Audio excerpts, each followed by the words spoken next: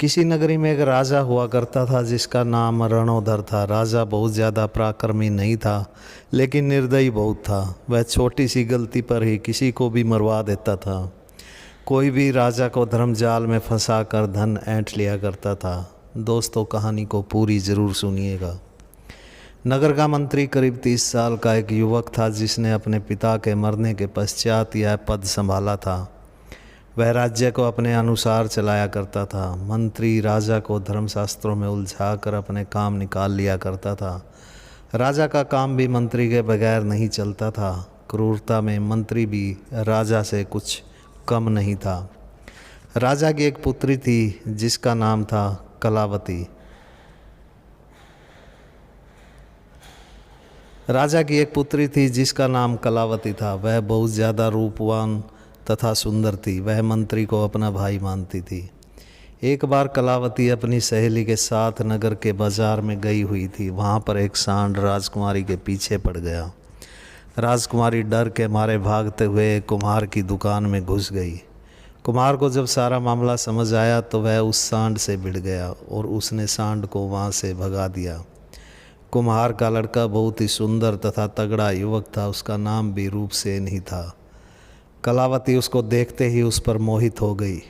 कुम्हार का लड़का भी राजकुमारी को देखते ही उस पर फिदा हो गया।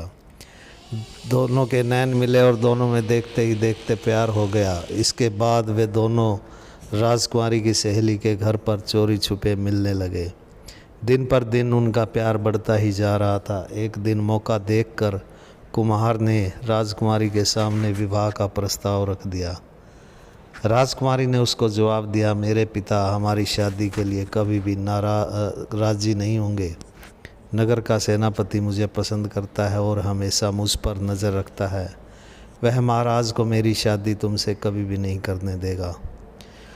अगर महाराज को हमारे बारे में पता चल गया तो वह तुम्हें और मुझे दोनों को फांसी पर टंगवा देगा। यहाँ पर भी मैं चोरी छुपे ही आती हूँ और कभी भी पकड़ी जा सकती हूँ।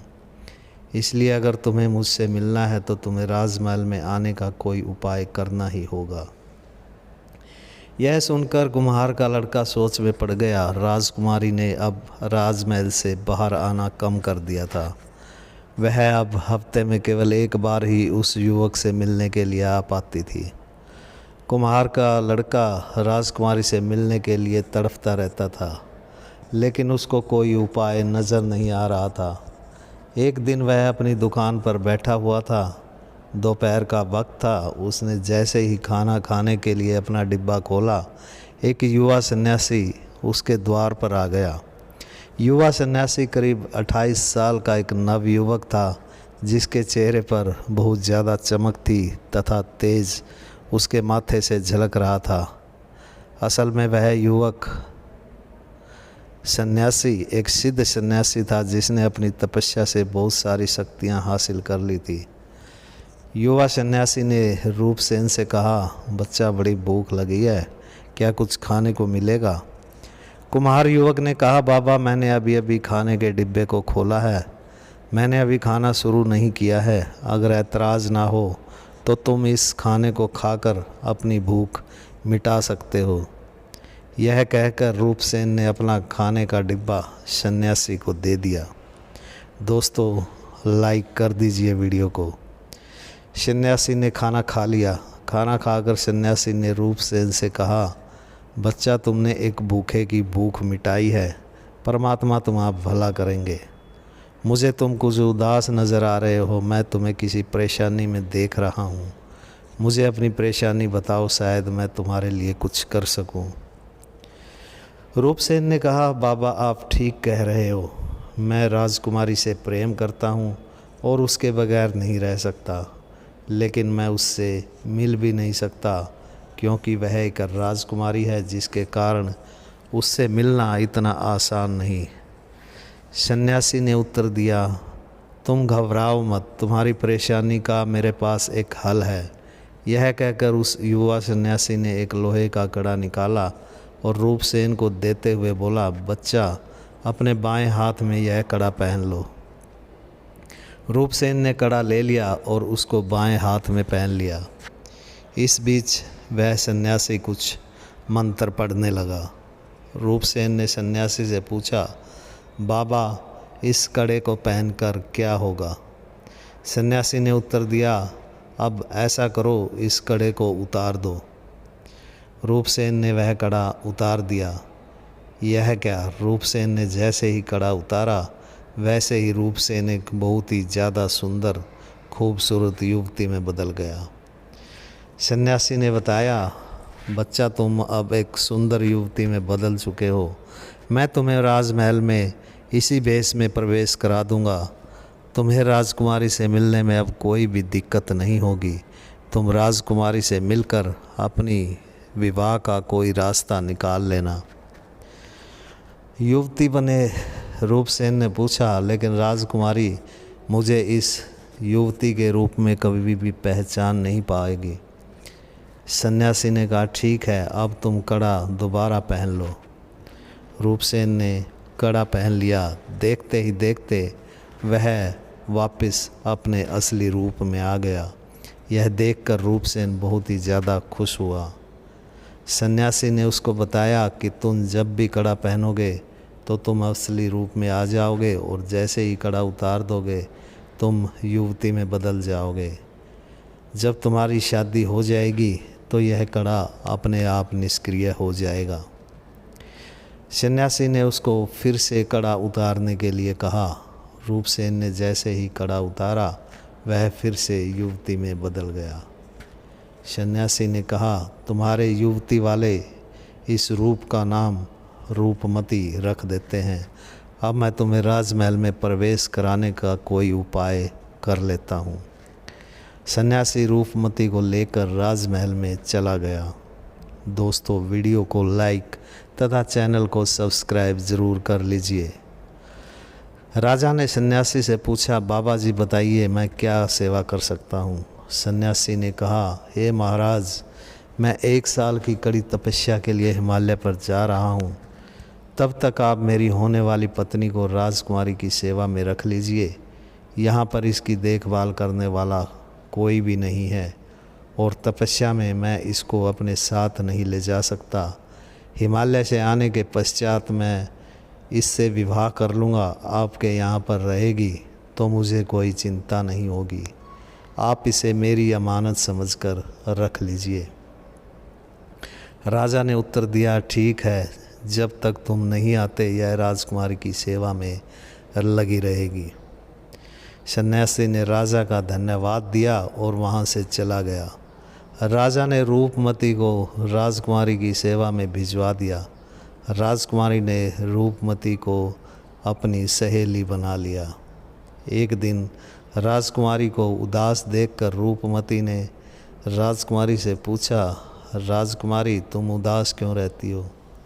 राजकुमारी ने बताया, मैं एक युवक से प्यार करती हूँ और मुझे उससे मिले हुए कई दिन हो गए हैं। रूपमती ने उत्तर दिया, अगर मैं तुम्हें यहीं पर उसको मिलवा दूँ तो?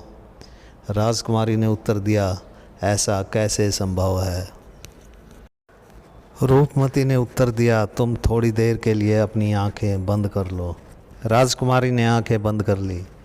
रूपमती ने वह लोहे का कड़ा अपने हाथ में पहन लिया। कड़ा पहनते ही वह अपने असली रूप में आ गया। राजकुमारी ने जैसे ही आंखें खोली, रूपसेन को अपने सामने पाया। वह उससे लिपट गई। दोनों प्यार भरी बातें करते रहे। जैसे ही उनको कोई आता हुआ नज़र आया, रूपसेन ने दोबारा कड़ा उतार दिया और वापस रूपमती बन गया। यह सिलसिला अब रोज़ चलने लगा। वह युवक रूपसेन बनकर सारी रात राजकुमारी के साथ काम क्रीड़ा करता और दिन भर रूपमती बनकर राजकुमारी के साथ रहता। उसने राजकुमारी के साथ जी भरकर मज़े लिए। भोग विलास में उसको यह भी ध्यान नहीं रहा कि उसने राजकुमारी से मिलकर विवाह करने का कोई रास्ता निकालना था। एक दिन मंत्री अपनी मुँह बोली बहन राजकुमारी से मिलने के लिए आया। वहाँ पर उसने रूपमती को जब देखा तो उसको देखता ही रह गया। रूपमती उसके दिल में उतर गई। रूपमती थी ही इतनी खूबसूरत कि किसी का दिल भी उसको पाने के लिए मचल उठे। मंत्री रूपमती के ख्यालों में हरदम खोया रहने लगा। उसको गुमसुम देखकर एक दिन राजा ने आखिरकार उसको टोक ही दिया।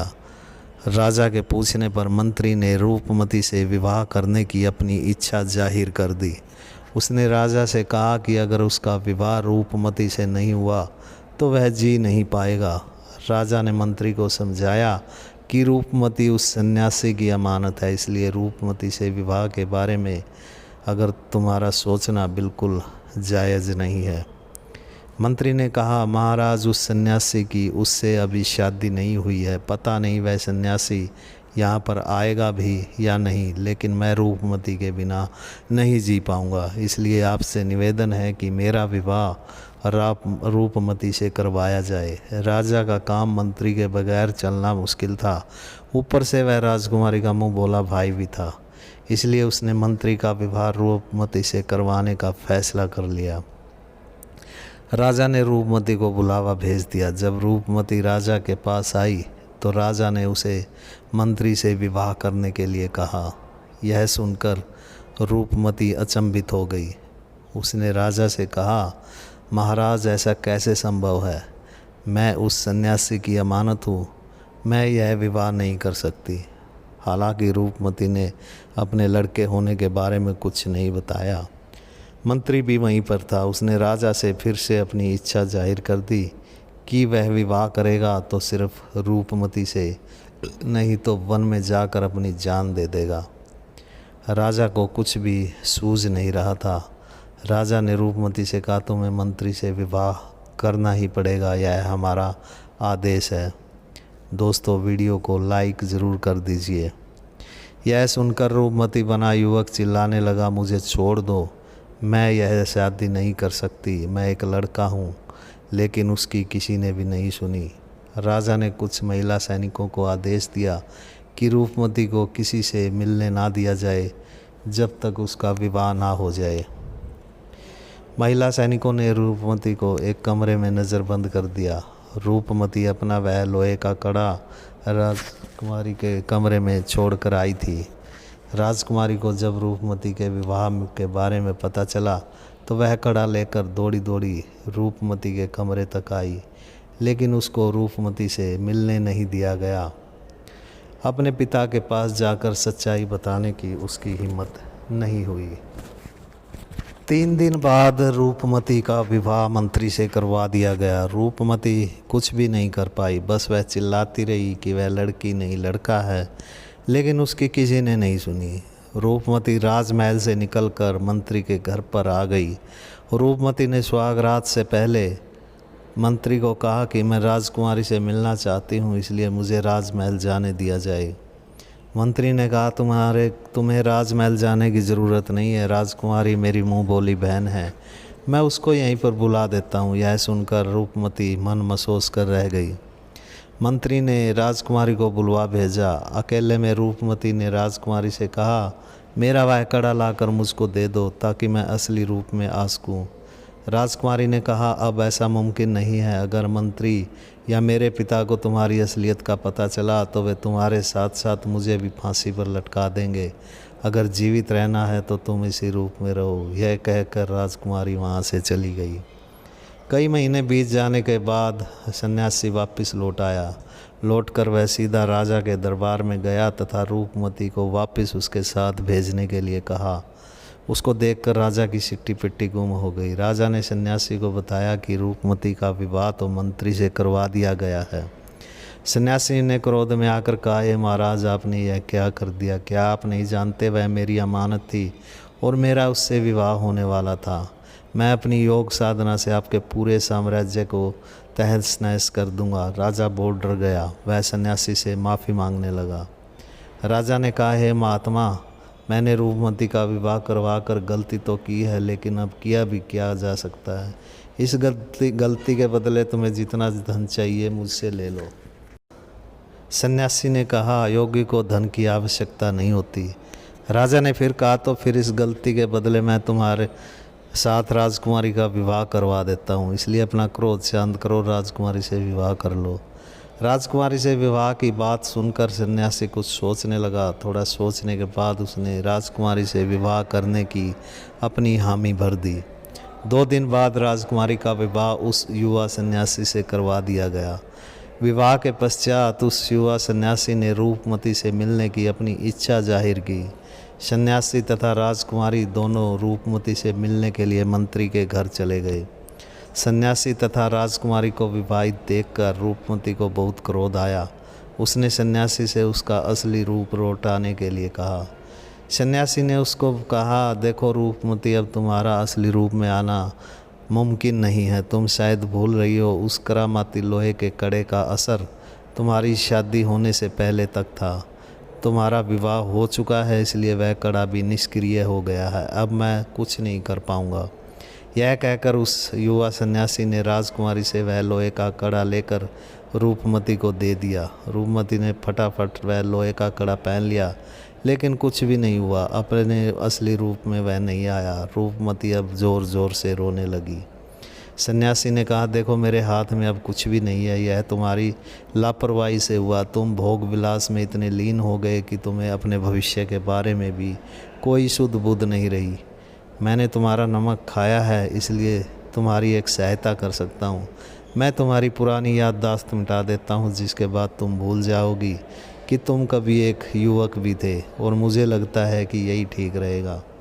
सन्यासी ने कुछ मंत्रों का जाप किया, जिसके असर से रूपमती अपना अतीत भूल गई।